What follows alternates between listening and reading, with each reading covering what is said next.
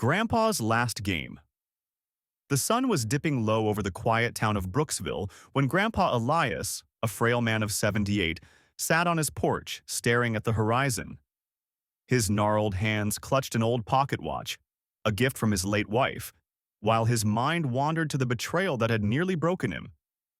It had been 5 years since his only son, Victor, had tricked him into signing away the family farm, land that had been in their blood for 3 generations.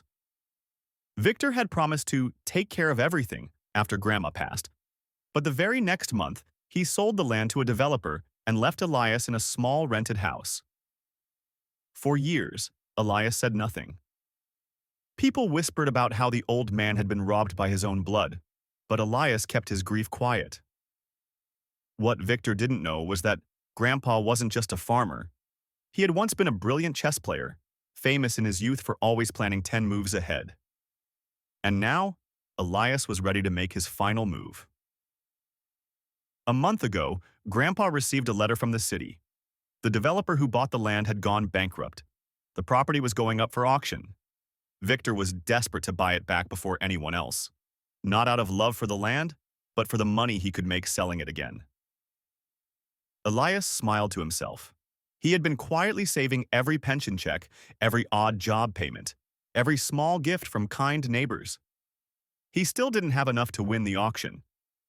But he had something more powerful: knowledge. On the morning of the auction, the small hall was packed. Elias shuffled in, leaning heavily on his cane, looking harmless. Victor didn't even glance at him. His attention was on the other bidders. The auction began, numbers flying. Victor confidently raised the stakes, determined to scare others off.